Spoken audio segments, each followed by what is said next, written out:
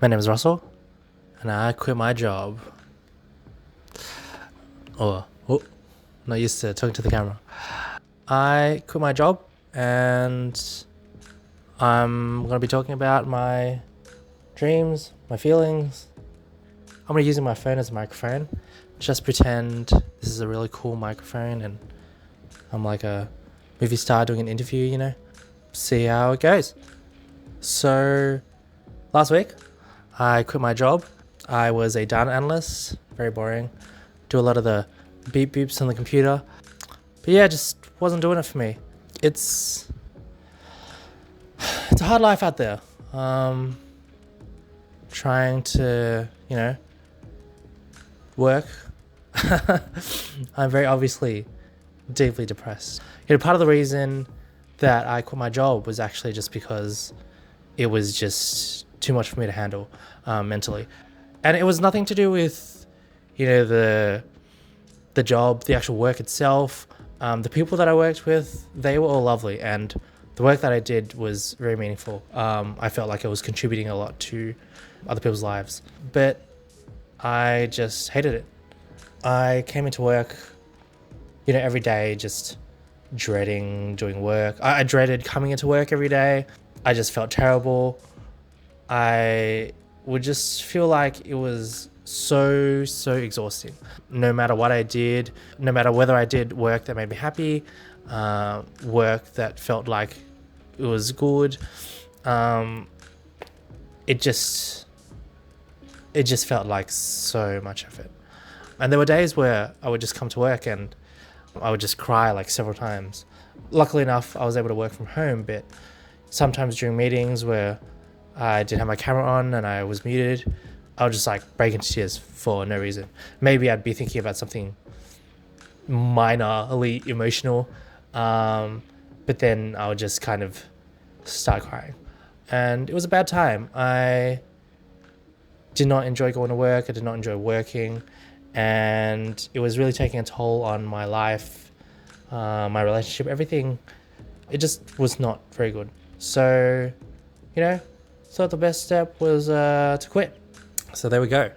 And it's not like I didn't try all the steps to kind of make sure that I would try and be better, like trying to make steps towards being okay with it all. I talked to my manager about it. I was very candid about it because ultimately it was like, would my manager want me to stay there working but have the worst time of my life, or just have me go figure out what makes me happy? And luckily enough for me, my manager did not choose for me to stay and have the worst time of my life rather than, figure stuff out. But I did things like I took a month off of work. I tried taking leave here and there. I was seeing a psych. I started on several different kinds of medication, I think, antidepressants, and none of it just seemed to work, unfortunately. I would take a month off of leave, and, it was funny because even on the first day of leave, after I took a month off, I was like, oh man, like, in a month's time, I'm just going to have to go back to work. And I was even dreading that. I wasn't even really able to enjoy myself because I knew that there was the inevitable looming of work coming back. But, so that's how it goes. I came back after a month. I even went to Europe. I took a month of leave, and then I kept working for a bit. And then I had a month of leave booked where I went to Europe, luckily. Spent all my money there. That was a lot of fun, but I came back and I was like, I hate this and I hate myself and I'm having a terrible time. So I think I'm going to quit. And then I handed in my 4 weeks notice, and there we go. I will admit, like, I have a lot of privilege in being able to do so.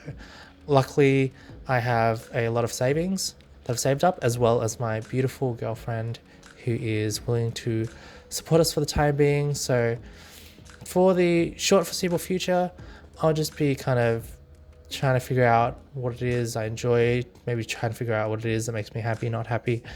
And, when it gets to it, maybe potentially looking for a job again.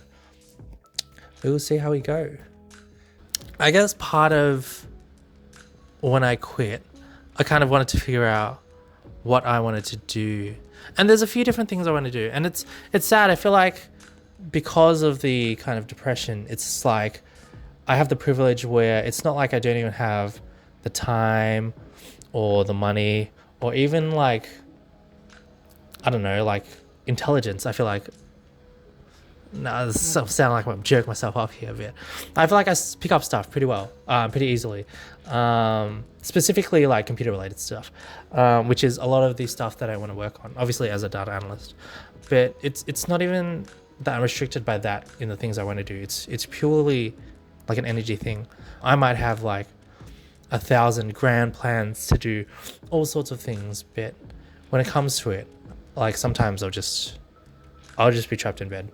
I'll just be in bed, don't want to do anything, or I'll come out and I'll do one thing and I'll just be exhausted, mentally, physically, and it really takes like a big toll on everything, you know. One of the hardest parts is kind of figuring out a good balance with my girlfriend, just because even going out sometimes is just so exhausting, and it's sad to think about because like obviously I love her very much and I want to do all the things with her and go out and all that sorts of things, but you know, after a certain point, and obviously it's not personal, like it's not because it's just her, like in terms of everything, I just get so exhausted, and it's really hard because I feel like, oh, like what's wrong with me? I feel like so many people do so many different things. Sometimes I hear about people's days where they just do like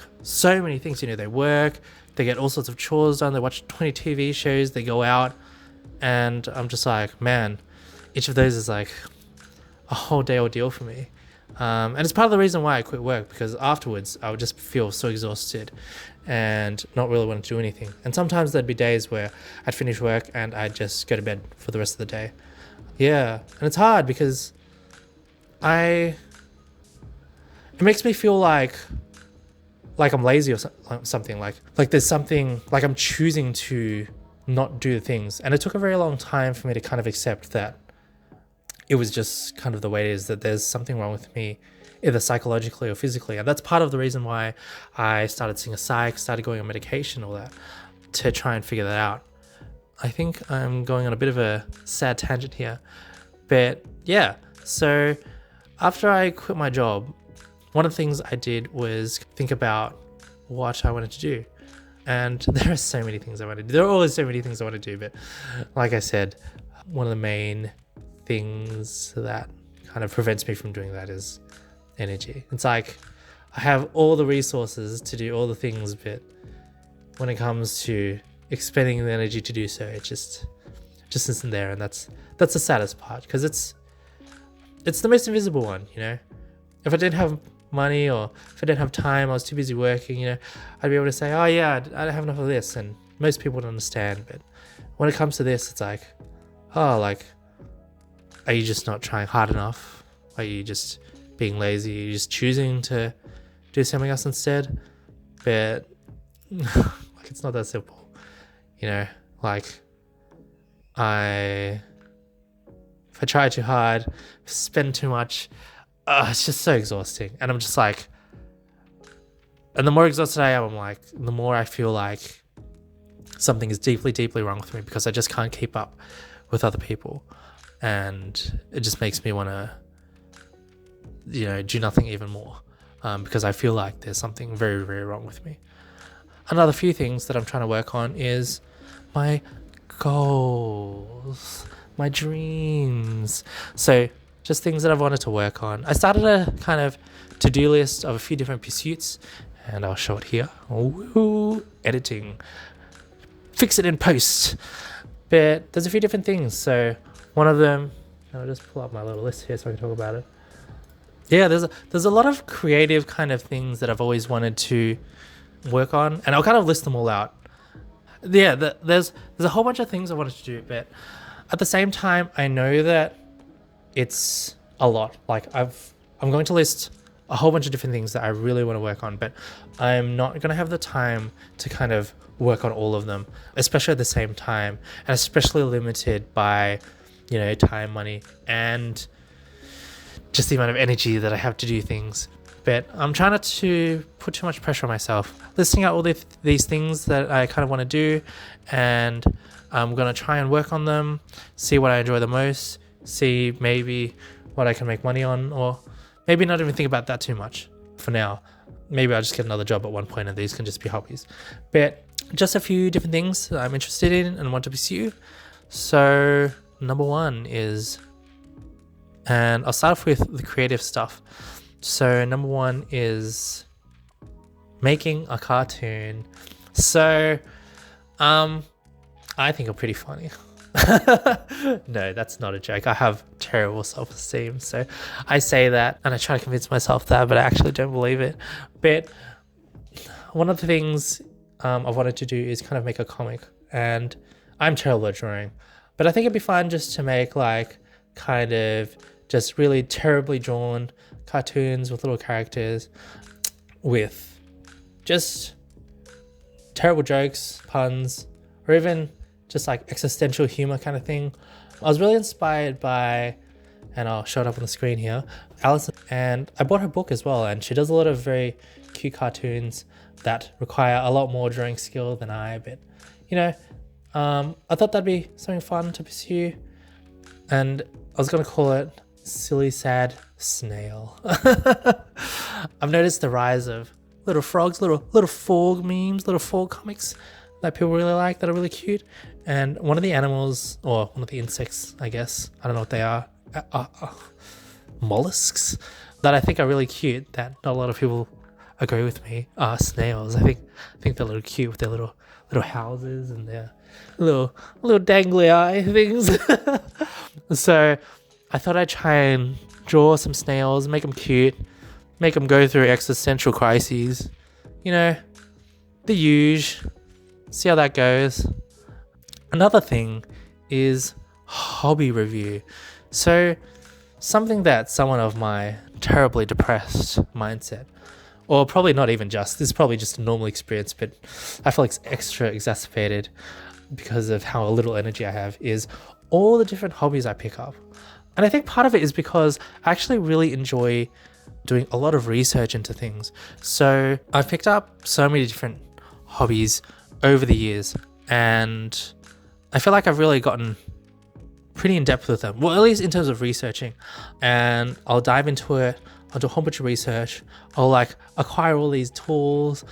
I'll acquire all these like industry standards tools, like, and I'll be like, wow, I have all these things now and I can be just as good as the pros, but then I never put in the hours, and it's really depressing because then I have all this stuff, but you know, that's still too much pressure.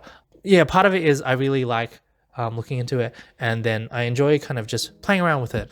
So one of the examples, and also one of the things I wanted to do, was kind of just write a bit of music, make a bit of music. So, you know, I have bought FL Studio ages ago, and I've played a lot around with like making music, and it's been actually a lot of fun. I really enjoy listening to music, exploring different music, and I used to play the piano, so it helped a bit. Thanks, Asian parents. But yeah, just like writing little songs. I actually have lots of notes on my phone filled with little emotional song lyrics. So being able to turn those into songs, or even just writing little cute beats, stuff like that, would be a lot of fun. So maybe I'll try pursuing that a bit more, turning some of my little lyrics into songs or something. Another one is making shitty vlogs like this one. So I have a pretty low opinion of myself, and I think I'm pretty boring. Well, more for the longest time I thought it was pretty boring. And it's funny because I feel like, to me, one of the meanest things you can say about someone is that they're boring. And that's genuinely because I believe that everyone has something that kind of makes them interesting. You could spend like, I don't know, what's something stereotypically, like, you could spend literally every day like lying in bed and scrolling Instagram, and I would still think that that person has something interesting about them, because there might be, specific niches that they scroll on Instagram or scroll on YouTube, and, they might favor a particular type of content. Like they might watch a lot of content about, a particular game or a particular sport or, a particular craft pursuit, who knows? But yeah, for the longest time, I thought I was super boring. So, but I've come to terms with that. Maybe I'm not too bad. So, to assist with kind of making sure that I feel not boring, I'm going to put on my main character hat and I'm going to talk about myself and make shitty vlogs. And I think part of it as well will be free therapy. Even just being able to talk about my feelings, my interests and stuff will be kind of like a introspective outlet in a way, being able to vocalize kind of how I'm feeling, what I'm doing, and being able to reflect on that. So I think it'll be really fun. I don't know. Hopefully you guys think I'm interesting too, even though I don't. But regardless, I'm not putting too much pressure on myself about it. Just wanting to do it, just to see how it goes. Seems like fun. What else? Oh, did I not even... Oh my god.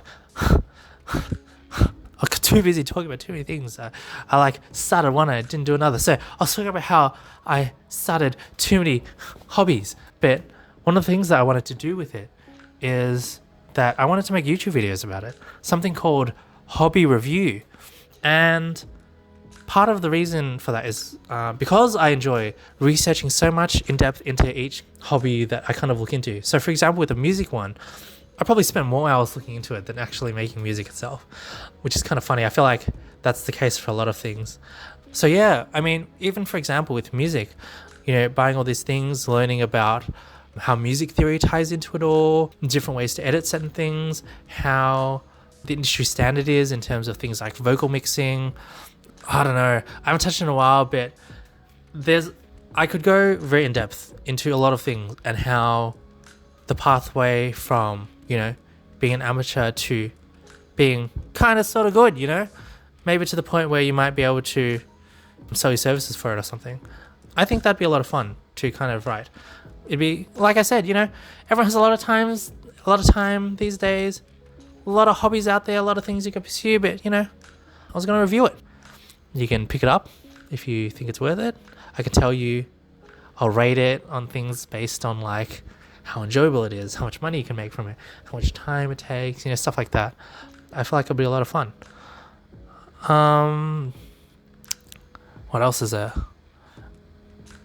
On my list, do lots of chores at home, love girlfriend a lot. I mean, because I have a lot more time, I'll probably be trying to take a lot more of the load of house stuff, helping out my girlfriend whenever possible, just because, she'll be kind of the main source of income now. So trying to do all that stuff just to alleviate her of that pressure, just because I know when I was working, so I mean, this is probably universal, but, when you're working, after you come home, you just don't want to do anything. So being a cute little house husband, well, not husband yet, but seeing how I go with that. But yeah, what else is there? And now onto the more serious business things. Ooh. So part of my work that I enjoy a lot is data. So because I'm a data analyst, something I enjoy a lot is working with a lot of data and making things more automated and efficient. So I studied business information systems, so dealing with a lot of business processes, automating things, making it more efficient, dealing with a lot of data, making dashboards, going real crazy, doing that kind of stuff. And I think one of the pathways that I wanted to take with it was kind of automation and AI. And I know that's a touchy topic. It's more automation and AI in terms of getting insights from data and making things more efficient. So because I guess it's such a new field, learning how to utilize it and maybe even getting a job out of it or making something cool, because I think there's a lot of opportunity in that space. I feel like the work I do already is kind of little baby automation, like I'll create processes to automate certain things, do certain things with data. But this is like very next level, getting into the level where you're using machine learning, neural networks, all that crazy cyborg stuff, and just seeing what I can do with it. Trying to make some cool things, do a lot of make some memes or something. I saw this really crazy meme of, I think it was Will Smith eating a pizza, and I'll play it here. I really wanted to make that using myself or something, or my friends or my girlfriend, and I do have to get their consent though, can't just use pictures and videos of them. But I thought it'd be funny to make some crazy AI generated person eating pizza or something, because it's something that's being developed, and in my field of dealing with data, AI, just computers in general, got to keep up with the tech. So I thought it'd be fun to try and deal with that, learn a bit more, and maybe it'll help me get a job or something. Who knows? It's a stark difference from all the creative stuff I've wanted to do though, which is kind of funny. So let's talk about comics. Oh, the other way, the camera.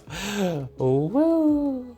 So about a month before I quit, I started getting into comics. It's quite embarrassing because maybe 2 months ago I didn't have any of this at all. It all started because I read a book, and I think it was called Secret Wars. Yeah, no, I have it right here. Oh, over here. Secret Wars. Let me pull it out for you. Still sealed because I haven't actually even gotten to reading it, but I'll explain that in a bit. Secret Wars by Jonathan Hickman. And what this is it's essentially like a big crossover event with years of build up. And I started reading one chapter and I was like, this doesn't make any sense. I have very basic understanding of kind of a lot of the superhero universe and comics and all that. I never really read it. It was all too intimidating to me. But, I started trying to read that. And I think I read it online just on this app, Marvel Unlimited, where you can subscribe and get access to all the Marvel comics. But I started reading one chapter and I was like, I don't understand what's going on at all. All these characters that are like 20 years, well, maybe not 20 years, but like very deep into specific storylines, and what are they doing? So I started looking into it, as I do. And oh man, it was it's one of the more expensive rabbit holes that I've gotten through in a while. But I eventually learned that specific book was the culmination of a specific author, so Jonathan Hickman's run. So comic books are kind of split into runs by different authors. So different authors might have like a series of a particular storyline, and they would kind of go through all that, if that makes sense. That was terribly explained. But basically, let's see, maybe compare it to like normal books. So maybe in a manga or in like a regular series like Game of Thrones, you would have books 1 through 10. In comic books, there are so many different characters and teams, but in a way, it's kind of split into a similar structure where there'll be a 1 to 10, except that 1 to 10 will be for a specific character with a specific author. So for example, if you see over here, I'm still used to this, Fantastic Four, that's obviously a series that's been going on for a very long time, and it's had a few movies that have had very mixed results. But Jonathan Hickman started his run on it, and that kind of starts off a whole new storyline based on kind of what he wants to write about, and that all culminates together to go into Secret Wars eventually. So I started kind of collecting all of his books of a few different series that kind of led into Secret Wars, because the way he writes, he likes to kind of plant seeds for future plots. Some authors have very like self-contained kind of storylines where they'll just write like several different issues for a certain amount of time for a storyline, and then that's it. But this guy likes to do a few kind of slightly interrelated ones. Not that you even need to kind of read one to read the other, but there'll be like kind of different references. Yeah, that kind of thing. But yeah, then I went into this big rabbit hole, started buying all these books, all these different storylines. And it's so funny, every time I like try to explain it to anyone or try to talk to my girlfriend about it, I sound like real crazy conspiracy theorist, this connects to this, connects to this. This is how I feel like, this Charlie meme here. I really enjoyed that. I've spent far too much money on all of this. Like I said, about 2 months ago or so, I didn't have any of this. I even just got this shelf last night.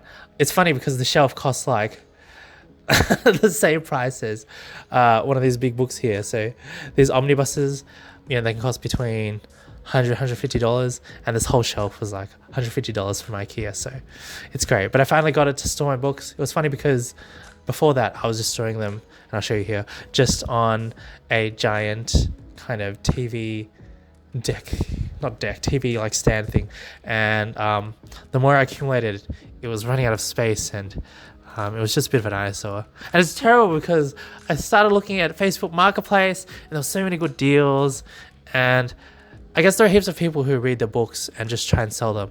So you can see down here, both of these big stack of books. I just went ahead and picked them up. I've been driving all over the place picking up these cheap books. I've implemented a ban now. I've spent a bit too much money, and like I said, I've quit my job, so I have no more income to supplement this frivolous lifestyle of constantly buying books. So for now, I've put a bit of a ban on it, and read through a lot of it and see if I make more money or anything, and maybe I'll continue.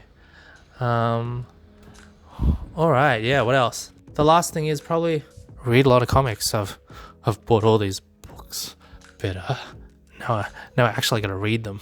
The horror. I've spent so much time researching all the different kind of authors, storylines, what people recommend, stuff like that. But now that I'm kind of slowing down in buying the books, it's time to read them. It's time to read them. And I enjoy it a lot. They're very cool. They deal with a lot of different concepts. And it's part of the reason why I want to lose weight, seeing these superheroes in the art. They're all drawn like extra shredded, and they're all wearing like super skin tight like clothes, accentuating all their perfectly drawn muscles, and I'm like, damn, that's some goals. I mean, look at this. Like, I'll show you this one. This is Captain America. He's huge. He's bulking. My God, he's so shredded. Maybe I don't want to be that big, but just being stronger, being more healthy, strong, stuff like that.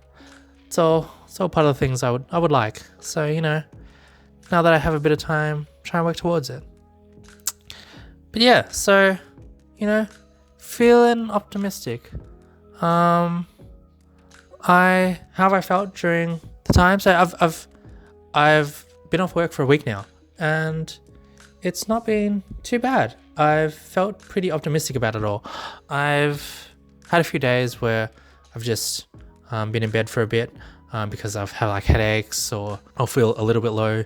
But in general, it's not too bad. A lot of the pressure has lifted. Just having to expend effort to go to work, having all that extra energy has been really, really good, and makes me feel really optimistic about kind of my mental health and stuff like that. But there's always that little pressure hanging above me of making money, of course. Obviously, I don't want my girlfriend to continue to support us for an extended period of time because of the pressure, both mentally and financially, that'll put on us. Obviously, like I said, I've saved up a bit of money, so that'll probably help a bit. I'm not going to buy a house anytime soon. Too depressed. Got to spend the money on being unemployed. Got to trial retirement, see how it goes, see how I feel about it. It's not been too bad. I'm pretty optimistic about it. I'm excited to kind of dive into all these things that I want to do. Yeah, I'll see how I go. Yeah, so peace. Hopefully you enjoy this. Now I'm going to do that bit that every YouTuber says, smash that like button. Got to do it in my best ASMR voice. Smash that like button. Now I'm just putting on a voice. That's not ASMR. I have to whisper? Smash that like button and hit the subscribe and notification bell. Just pretend it's a button. So pretend there's a button that every time you pressed it, it gave you happiness and dopamine. Now realize that does that for me. So you should press those buttons. You'll be contributing something to the world, you know. It'll make you real happy. Yeah, I don't know. I mean, it's not like I'm even making any money from this, but you know, it'll be helpful. Subscribe, don't subscribe, like, dislike, do whatever you like. Let me know how you feel. If you hated it, you know, if you cared enough, you know, let me know what you hated about it. Let me know what you liked about it. Oh man, I've recorded like 40 minutes of footage now. I'm gonna cut it down obviously, and you'll have just seen the cut down version, but I ramble too much.